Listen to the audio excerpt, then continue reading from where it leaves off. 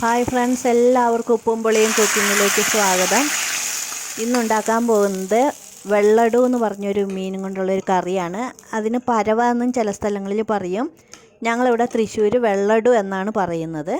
അപ്പോൾ അതെങ്ങനെയാണ് കറി വയ്ക്കുന്നത് നോക്കാം.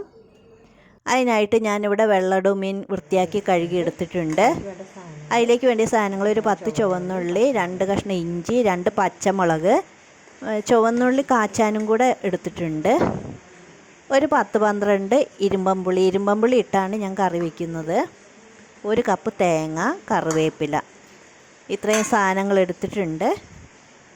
ഇനി ഈ ഇഞ്ചിയും ഉള്ളിയൊക്കെ ഒന്ന് ചതച്ചെടുക്കണം.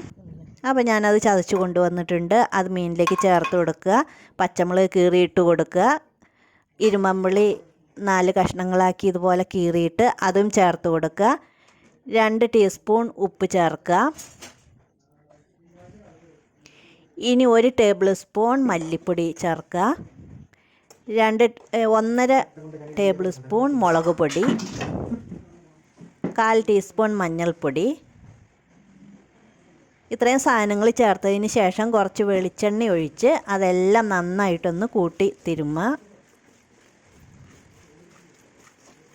നല്ല കൂട്ടി യോജിപ്പിച്ചതിന് ശേഷം ഒരു 10 മിനിറ്റ് റെസ്റ്റ് ചെയ്യാൻ വയ്ക്കുക. അതിന് ശേഷം 10 മിനിറ്റ് കഴിഞ്ഞ് തേങ്ങ അരച്ചത് അതിലേക്ക് ചേർത്ത് കൊടുക്കുക.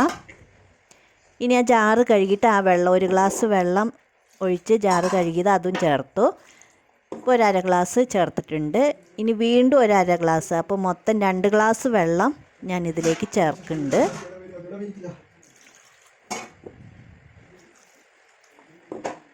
ഇനി അതെല്ലാം കൂടെ യോജിപ്പിച്ച് നമുക്ക് അടുപ്പത്തേക്ക് വയ്ക്കാം.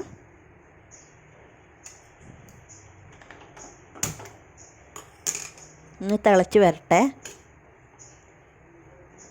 ഇപ്പോൾ അത് ഒന്ന് ചെറുതായിട്ട് തിളയ്ക്കാൻ തുടങ്ങിയിട്ടുണ്ട്. അപ്പോൾ അതിൻ്റെ ആ സൈഡൊക്കെ ഒന്ന് ഒതുക്കി ഇങ്ങനെ യോജിപ്പിച്ച് കൊടുക്കുക.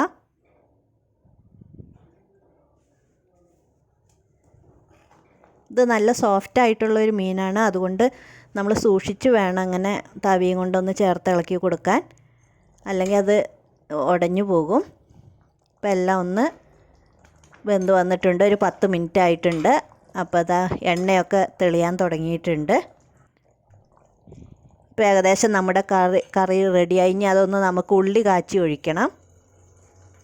അപ്പോൾ ഒരു ചീനച്ചട്ടിയിലേക്ക് 2-3 ടേബിൾ സ്പൂൺ വെളിച്ചെണ്ണ ഒഴിച്ച് അതിലേക്ക് ആ ചുവന്നുള്ളി അരിഞ്ഞത് ഇട്ട് കൊടുക്കുക. ചുവന്നുള്ളി ഒന്ന് മൂത്ത് വരട്ടെ. ഇതപ്പോൾ ചുവന്നുള്ളിയൊക്കെ ചുവന്ന് വന്നിട്ടുണ്ട്. അത് നമുക്ക് കറിയിലേക്കൊന്ന് ചേർത്ത് കൊടുക്കാം.